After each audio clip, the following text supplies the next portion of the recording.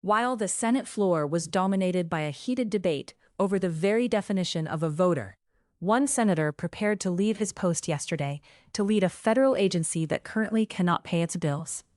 That's a significant transition to manage. We're talking about a major shift at the Department of Homeland Security happening right in the middle of a voting rights showdown that's been simmering for a week now. Exactly. The transcript from yesterday shows two completely different versions of America being debated on the floor at the same time. On one side, you have the Save America Act, and on the other, the John R. Lewis Voting Rights Advancement Act of 2026. The two sides are operating on completely different tracks, exchanging sharp criticism across the aisle. Republican Senator John Thune of South Dakota really set the tone. He's been pushing the Save America Act for 7 days now, framing it as a common-sense measure that, in his view, only congressional Democrats could find a reason to oppose. And that particular line of reasoning centers on two things: proof of citizenship and photo IDs. The record shows Republican Senator James Lankford of Oklahoma doubling down on that. He calls it trust and verify. He pointed out that it's already illegal for non-citizens to vote, but argued that there's a gap in how we actually check that at the registration level. Lankford actually brought up a specific example from his home state. He mentioned how, in Oklahoma, they check jury duty records. If someone tells a judge they can't serve on a jury because they aren't a citizen, the state then cross-checks to see if that person is registered to vote. He says they found people that way. Right. And he used that to push for a national standard. He was particularly focused on Arizona, noting that you currently need to prove citizenship to vote for governor there, but not for president. His argument is essentially, if we can do it for the governor, why not the president? But that's where the schism you mentioned comes in.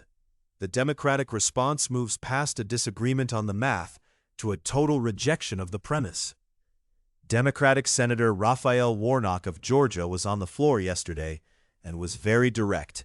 He characterized the legislation as a voter suppression bill disguised as a voter ID bill. Warnock's argument gets into the weeds of how people actually live. He pointed out that under the SAVE Act, a standard driver's license wouldn't be enough to register in most states, because most licenses don't explicitly certify citizenship. He specifically highlighted how this hits women. Yeah, he had this striking point about name changes. If you're a woman who changed your name after marriage and your birth certificate doesn't match your current ID, you'd have to track down decades-old documents just to register. He framed it as chasing a problem, non-citizen voting, that he believes just isn't happening in any significant numbers.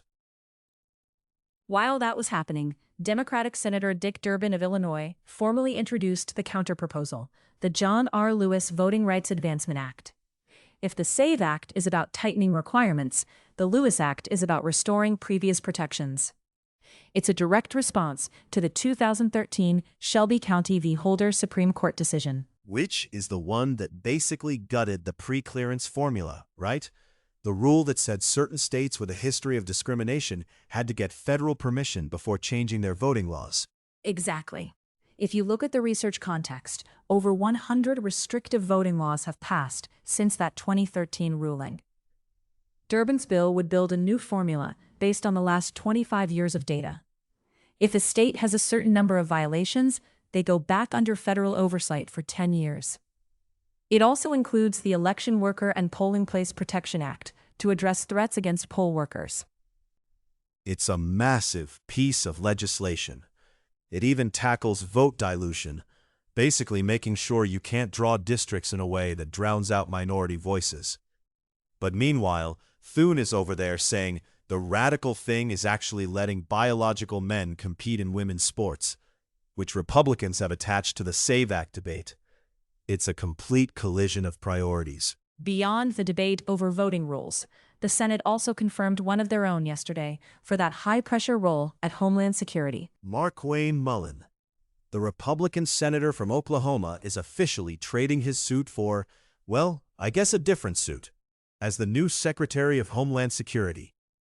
The Senate confirmed him in a 54-45 party line vote. The transcript shows he didn't waste any time. Immediately after the vote, he submitted his resignation to Vice President J.D. Vance and the governor of Oklahoma. He's taking over a department that has been in a partial shutdown since February 14th. Think about that for a second.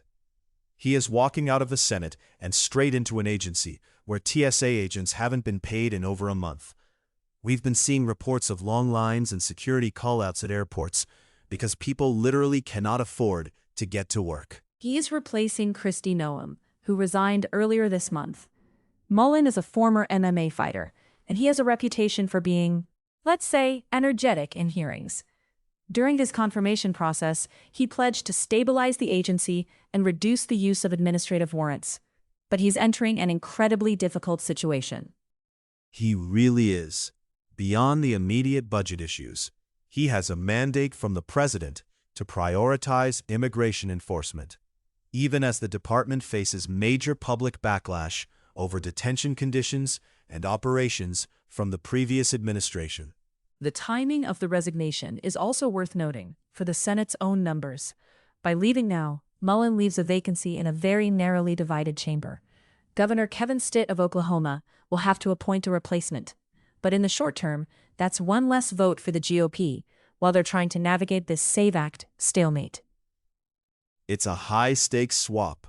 You have Mullin heading to DHS to try and manage a national security agency with no budget, while his former colleagues are staying late into the night debating how the 2026 elections should be run. One guy is trying to keep the planes flying today. The rest are arguing over who gets to hold the pilot's license tomorrow. The irony is that the SAVE Act is one of the things holding up the broader budget talks that would actually pay the DHS employees Mullin is now leading. It's all connected. As the new secretary begins his work at DHS, the debate over election rules continues to dominate the Senate floor. That's Floor Notes for today. We'll see you next time the Senate reconvenes. Stay informed out there.